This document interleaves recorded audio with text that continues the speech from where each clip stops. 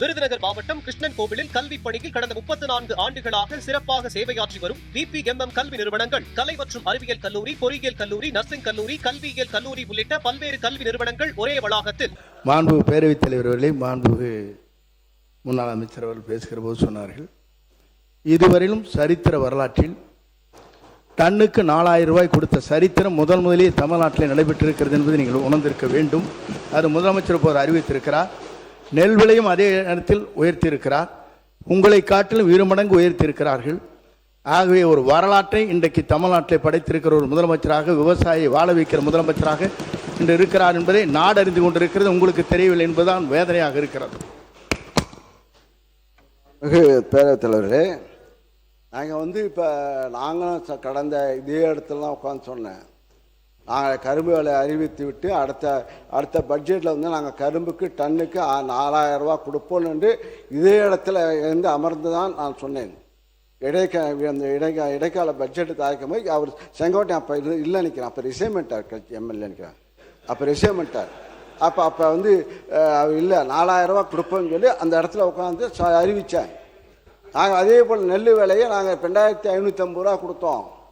3500 ரூபா இப்போ கரும்பு விலையை உயர்த்தி கொடுத்தோம். நீங்கள் என்ன சொன்னீங்க? 4500 ரூபா சொன்னீங்க. கரும்பு விலையை நாங்கள் ஆட்சிக்கு வந்தால் 4500 ரூபா கொடுப்போம்னு சொன்னீங்க. நெல் விலையை 3500 ரூபா கொடுப்பேன்னு சொல்லிங்க. அதான் சொன்னேன், இப்போ கிள்ளி கொடுப்பேன்னு சொல்லி 3 மாதத்தில் கொடுத்துருங்க, போக கொடுப்பீங்க நம்பிக்கை இருக்கா தெரியல. ஏன்னா இப்போ நீ சொல்லிட்டார், முதலமைச்சர் சொல்லிட்டார், நிதிநிலை வேளாண்மை துறை அமைச்சர்.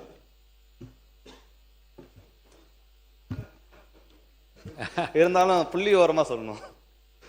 மாண்புமிகு பேரவைத் தலைவர் அவர்களே, கடந்த ஆட்சியில் நெல்லுக்கு 2500 ரூபாயும் கரும்பிற்கு 3500 ரூபாயும் உயர்த்தி தருவதாக அவர்களின் தேர்தல் அறிக்கையில் தெரிவித்திருந்தார்கள். எனினும் கடந்த 5 ஆண்டுகால ஆட்சியில் நெல் மற்றும் கரும்பிற்கான ஊக்கத்தொகையினை அவர்கள் தேர்தல் அறிக்கையில் தெரிவித்தவர் ஒரே ஆண்டில் மட்டும் அவங்க உயர்த்தவே இல்லை. நெல்லுக்கான ஊக்கத்தொகை சாதாரண ரக நெல்லை பொறுத்தவரை 2021-22 ஆண்டில் ஒன்றிய அரசால் அறிவிக்கப்பட்ட குறைந்தபட்ச ஆதரவு விலையான 1940 ரூபாயுடன் ஊக்கத்தொகையாக குண்டால் ஒன்றுக்கு 75 ரூபாய் அறிவித்து மொத்தம் 2015 ரூபாய் வழங்கினார்கள். அதே 2022-23 ஆண்டில் ஊக்கத்தொகை எதுவுமே அவங்க உயர்த்தவும் இல்லை. அதே மாரி 2023-24 ஆண்டில் ஊக்கத்தொகையாக குண்டால் ஒன்றுக்கு 7 ரூபாய் மட்டும் உயர்த்தி 82 ரூபாயை ஊக்கத்தொகையை வழங்கினார்கள். அதே மாரி 2024-25 ஆண்டில் ஊக்கத்தொகையாக குண்டால் ஒன்றுக்கு 23 ரூபாயை உயர்த்தி 105 ரூபாயை ஊக்கத்தொகையை வழங்கினார்கள். 2025-26 ஆண்டில் ஊக்கத்தொகையாக குண்டால் ஒன்றுக்கு 26 ரூபாய் உயர்த்தி 131 ரூபாயாக ஊக்கத்தொகை வழங்கப்பட்டது. ஆனால் இந்த அரசு நம்ம மாண்புமிகு முதலமைச்சர் தலைமையில் பொறுப்பேற்ற நாள் முதல் இந்த 3 மாதத்தில் சாதாரண ரெல் நகை குண்டால் ஒன்றுக்கு 28 ரூபாய் கூடுதலாக உயர்த்தி ஊக்கத்தொகையை 159 ரூபாயை உயர்த்தியுள்ளோம். இதன் மூலம் விவசாயிகள் ஒரு குண்டால் ஒன்றுக்கு சாதாரண ரக நெல்லுக்கு ரூபாய் 2500 ரூபாய் இப்ப பெறுவார்கள். சன்ன ரக நெல்லை பொறுத்தவரை 2021-22 ஆண்டில் ஒன்றிய அரசால் அறிவிக்கப்பட்ட குறைந்தபட்ச ஆதரவு விலையான 1960 ரூபாயுடன் ஊக்கத்தொகையாக குண்டால் ஒன்றுக்கு 100 ரூபாய் அறிவித்து மொத்தம் 2060 ரூபாய் வழங்கினார்கள். இதே போல 2022-23 ஆண்டில் எந்த ஒரு ஊக்கத்தொகையும் அவர்கள் ஆட்சி காலத்தில் உயர்த்தவில்லை. அதே மாதிரி பாத்தீங்கன்னா 2023-24 ஆண்டில் ஊக்கத்தொகையாக குண்டால் ஒன்றுக்கு 7 ரூபாய் உயர்த்தி 107 ரூபாயாக ஊக்கத்தொகையை வழங்கினார்கள். 2024-25 ஆண்டில் ஊக்கத்தொகையை குண்டால் ஒன்றுக்கு 23 ரூபாய் உயர்த்தி 130 ரூபாயை ஊக்கத்தொகையாக வழங்கினார்கள். நம்ம 2025-26 ஆண்டில் ஊக்கத்தொகையாக குண்டால் ஒன்றுக்கு 26 ரூபாய் உயர்த்தி 156 ரூபாய் ஊக்கத்தொகையாக வழங்கப்பட்டது. ஆனால் இந்த அரசு நமது மாண்புமிகு தலைமையில் பொறுப்பேற்ற 3 மாதத்தில் சன்ன ரக நெல் குண்டால் ஒன்றுக்கு 130 ரூபாய் கூடுதலாக உயர்த்தி ஊக்கத்தொகை 289 ரூபாயாக உயர்த்தி இருக்கும். இதன் மூலம் விவசாயிகள் ஒரு குண்டால் ஒன்றுக்கு சன்ன ரக நெல்லுக்கு ரூபாய் 2750 ரூபாய் வரை பெறுவார்கள். அதே மாதிரி கரும்பை பத்தி சொன்னாங்க. மாண்புமிகு பேரவைத் தலைவர்களே, கரும்பிற்கான ஊக்கத்தொகை கடந்த அவங்க ஆட்சி காலத்தில் 2021-22 அரவை பருவத்திற்கு ஒன்றிய அரசால் அறிவிக்கப்பட்ட நியாயமான மற்றும் ஆதார விலையாக மெட்ரிக் டன் ஒன்றுக்கு 2755 ரூபாயுடன் சிறப்பு ஊக்கத்தொகை 135 ரூபாய் அறிவித்து மொத்தம் 2950 ரூபாய் அவர்கள் ஆட்சி காலத்தில் வழங்கினார்கள். 2022-23 ஆண்டில் அரவை பருவத்தில் ஊக்கத்தொகை எதுவுமே உயர்த்தவில்லை. அதே மாதிரி 2023-24 ஆண்டில் அரவை பருவத்தில் பார்த்தீங்கன்னா ஊக்கத்தொகையாக குண்டால் ஒன்றுக்கு 20 ரூபாய் மட்டும் உயர்த்தி 215 ரூபாயை ஊக்கத்தொகையாக வழங்கினார்கள். அதே காலகட்டத்தில் 2024-25 ஆண்டில் பார்த்தீங்கன்னா அரவை பருவத்தில் ஊக்கத்தொகை குண்டால் ஒன்றுக்கு 131 ரூபாய் உயர்த்தி 349 ரூபாயாக ஊக்கத்தொகை வழங்கினார்கள். 2025-26 அரவை பருவத்திற்கு ஒன்றிய அரசால் அறிவிக்கப்பட்ட நியாயமான மற்றும் ஆதாய விலைய மெட்ரிக் டன் ஒன்றுக்கு 3290 ரூபாய் 50 காசுடன் சிறப்பு ஊக்கத்தொகை முதல் ஆண்டிலே கூடுதலாக 360 ரூபாய் 50 காசுடன் சேர்த்து சிறப்பு ஊக்கத்தொகை 709 ரூபாய் 50 காசாக உயர்த்தப்பட்டுள்ளது. இதன் மூலம் விவசாயிகள் டன் ஒன்றுக்கு 4000 ரூபாய் கரும்பு விலையாக பெறுவார்கள். மாண்புமிகு பேரவைத் தலைவர்களே, இதனால் நெல்லுக்கும் கரும்புக்கும் ஒரே ஆண்டில் ஊக்கத்தொகையை தமிழ்நாட்டின் வரலாற்றிலே இந்த அளவுக்கு உயர்த்தியது நம்ம மாண்புமிகு தமிழக முதல்வர் அவர்களின் தாவேக அரசு மட்டும் என்பதை பெருமிதத்துடன் தெரிவித்துக் கொள்கிறேன். மாண்புமிகு உறுப்பினர் தொடர்ந்து மாண்புமிகு பேரவைத் தலைவரே, இதை நாங்கள் தான் கொடுத்துட்டோம். இது ஏன் இவ்வளோ தூரம் படிச்சுக்கிட்டுன்னு நாங்கள் எங்களுடைய தேர்தல் அறிக்கை சொன்னோம். 2500 ரூபா நெல் கொடுப்போம்னு சொன்னோம். கரும்புக்கு 4000 கொடுப்போம் சொன்னோம். அது நாங்கள் எங்களுடைய ஆட்சி முடியும் போது 2555 சன்ன ரகத்தை நாங்கள் உயர்த்தி கொடுத்துருக்கின்றோம். படிப்படியாக கொடுத்தோம். நீங்கள் 3500 சொல்கிறீங்க. இப்போ நீங்கள் சொன்ன வார்த்தையில் தான் இப்போ மக்கள் அதிகமாக நம்பிட்டாங்க விவசாயிகள். ஏன்னா முதல்வர் சொன்னார், நாங்கள் ஆட்சி நான் வேளாண் அடுத்த ஜென்மம் இருந்தால் வேளாண் குடும்பத்தில் நான் பிறக்கணும். ஆக அந்த உணர்வு இருக்கின்ற காரணத்தால் விவசாயியாக பிறக்கண வேண்டும் என்று எனக்கு உணர்வு இருக்கின்ற காரணத்தை இப்போ முதலமைச்சர் ஆன காரணத்தால் விவசாயிகளாம் நம்பிட்டாங்க. ஏன்னா விவசாயம் நம்பி நாங்கள் இப்போ நெல் விலையை ஊற்றி கொடுப்பாங்க. இப்போ கடன் தள்ளுபடின்னு சொன்னாங்க. நாங்கள் கிட்டத்தட்ட இப்போ கலைஞர் தான் முதலாக 7000 கோடி 96-இல் 7000 கோடி தள்ளுபடி பண்ணார். அப்போ விவசாயிகள் ஒரு பைசாவுக்காக போராடிய விவசாயிகளுக்கு பல குண்டடிப்பட்ட சித்தார்கள். ஆனால் அன்றைய தான் கலைஞர் அவர்கள் முதலமைச்சராக இருக்கும்போது 96-ல் 7000 கோடியை ஒரே ஸ்டோக்கில் தள்ளுபடி செய்தார். எங்களுடைய முதலமைச்சர் அவர்கள் இப்போ இங்கே பொறுப்பேற்ற எங்களுடைய முதலமைச்சர் பொறுப்பேற்ற பிறகு 19,600 கோடி 19,600 கோடி தள்ளுபடி செய்தார் 2021. எப்படின்னா 12,000 கோடி இப்போ அங்கே கடன் விவசாய கடன் தள்ளுபடி, அதே போல் இந்த நகை கடனும் தள்ளுபடி சேர்த்து செய்தார்கள். 20,000 கோடி அளவிற்கு அதை தள்ளுபடி செய்த இயக்கம் திராவிட முன்னேற்ற கழகம். எங்களுடைய தலைவர் மு.க. ஸ்டாலின் அவர்கள் தள்ளுபடி செய்தார். மாண்புமிகு பேரவைத் தலைவர் அவர்களே, மாண்புமிகு உறுப்பினர் அவர்கள் சொன்னார்கள் முழுமையாக கடன் தள்ளுபடி செய்தது என்று.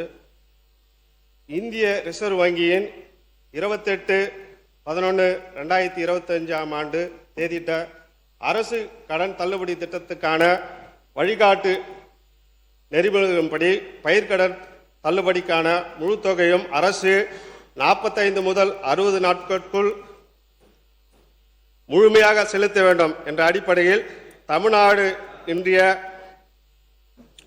முந்தைய அரசுகளால் பல்வேறு காலகட்டங்களில் அறிவிக்கப்பட்ட தள்ளுபடி திட்டங்களில் கூட்டுறவு நிறுவனங்களுக்கு அரசிடமிருந்து வரவேண்டிய நிலுவைத் தொகை 2006 பயிர்க்கடன் தள்ளுபடிக்கான வட்டி நிலுவைத் தொகை 158 கோடி, 2016 பயிர்க்கடன் தள்ளுபடிக்கான நிலுவை 73 கோடி, 2021 புது நகைக்கடன் தள்ளுபடிக்கான வட்டி நிலுவை 353 கோடி. ஆக மொத்தம் 585 கோடி ரூபாய் நிலுவையில் உள்ளது. இந்த இக்கட்டான சூழ்நிலையில் கூட்டுறவு வங்கிகளில் 1/5/2025 முதல் 28/2/2026 பயிர்க்கடன் தள்ளுபடி 14.43 லட்சம் விவசாயிகளுக்கு சுமார் 6000 கோடி வரை நமது மாண்புமிகு முதலமைச்சர் அவர்கள் தள்ளுபடி செய்துள்ளார் என்பதை இந்த நேரத்தில் மாண்புமிகு பேரவைத் தலைவர் வாயிலாக தெரிவித்துக் கொள்கின்றேன். மாண்பு உறுப்பினர். மாண்புமிகு பேரவைத் தலைவர்களே, இதெல்லாம் தெரிஞ்சு தான் தேர்தல் அறிக்கை தயார் பண்ணணும். ஆர்பிஐ வந்து நீங்கள் பணம் இப்போ தள்ளுபடி சொல்கிற 6000 கோடியை 3 மாதத்தை நீங்கள் கட்டி ஆகணும். திரும்பி ஆர்பிஐ கட்டி ஆகணும். இப்போ 20,000 கோடி இப்போ வாங்கிய கடனை தள்ளுபடி செய்கிறேன்னு சொல்லி தான் நீங்கள் வாக்குறுதி அளித்தீங்க. மாண்பு உறுப்பினர் கொஞ்சம் என்ன பார்த்து பேசுங்க, என்ன பார்த்து சொல்லுங்க. சரி, அதனால் வந்து இப்போ வந்து தள்ளுபடி இப்போ வந்து சொல்கிறது வந்து இப்போ அது நல்லதில்லை. ஏன்னா வந்து இப்போ மாற்றத்துக்கு நல்லதில்லை. ஏன்னா வந்து இப்போ இது தான் தெரிஞ்சுதான் நாங்கள் வந்து தேர்தல் அறிக்கை விவசாய கடனை தள்ளுபடி செய்யணும்னு சொல்லவே இல்லை. நாங்கள் நீங்கள் சொன்னீங்க, நீங்கள் இல்லைன்னு சொல்றீங்க, கூடுதலாக சொன்னீங்க. நாங்கள் வந்து முழுமையாக 5 ஆண்டுக்கு 5 ஏக்கரை வரையும் நாங்கள் முழுமையாக தள்ளுபடி செய்வோம். அவன் இப்போ ஒரு ஏக்கருக்கு 50 லட்சம் 50,000 1 லட்சம் வாங்கிட்டு இப்போ தள்ளுபடி செய்வாங்கன்னு வச்சுட்டு அவனும் பணம் கட்டலை. இன்னும் சொல்ல போனால் ஒரு விவசாய கூட்டுக்கடன் வாங்கினாங்கன்னா 1 லட்சம் வரை இலவசமாக 1 ஆண்டு 10 மாதத்துக்கு இலவசமாக வட்டியில்லா கடன். அது ஒரு ப்ராப்ளம். அதான் இப்போ விவசாயி கத்துறது. 10 வட்டியில்லா கடனை கலைஞர் தான் கொடுத்தார். 6 மாதம் கலைஞர் முதலமைச்சராகும் போது 6 விவசாயம் வாங்கின கடன் 6 மாதத்திற்கு வட்டியில்லா கடன். எங்களுடைய முதலமைச்சர் பொறுப்பேற்ற பிறகு 1 லட்சம் 1 ஆண்டு வரை அவர் வட்டியில்லா கடன் வாங்கின 1 லட்சம் கடன் வாங்கினான்னா அவனுக்கு வட்டி கிடையாது. அந்த அந்த 1 வருஷம் தாண்டி 1 நாள் ஆச்சுன்னா அந்த வட்டி முழுவதும் ஆண்டுக்கு முழுவதும் அந்த 1 லட்சத்துக்கு சேர்க்கப்படும். அந்த பிரச்சனை தான் இப்போ விவசாயிகள் ஏன் கட்டுறாங்கன்னா, இப்போ வாங்கின கடன் தள்ளுபடி செய்வாங்க சொல்லி அவங்க விவசாயிகள் வந்து கடன் கட்டாமல் வந்துட்டு இப்போ விவசாய கடன் இப்போ கட்ட லோனும் வாங்க முடியல. விவசாய தமிழை தவறிய கடனை காரணத்தால் விவசாயிகள் கடனும் வாங்க முடியல. ஆக கொடுத்த கடன் முடியல. இப்போ கிட்ட வாங்கின கடன் 21,000 பேர் இப்போ 21,000 கோடி கிட்ட அளவுக்கு நீங்கள் தள்ளுபடி செய்ய வேண்டும். ஆனால் 6,000 கோடி, அந்த 6,000 கோடி தள்ளுபடி செய்யப்படுறதுக்கு பல போராட்டம் பண்ணி அது இப்போ இன்வெஸ்ட்மெண்ட் ஒரு ஸ்டெப்பு வந்து ஒரு பிட்டு போட்டிங்க 2,500 ரூபா. அப்புறம் 2வது பிட் போட்டு இப்போ 50,000 இப்போ 75,000 சொல்கிறீங்க. 1 லட்சம் வரை கடன் கொடுக்க வேண்டும் என்று சொன்னீர்கள்.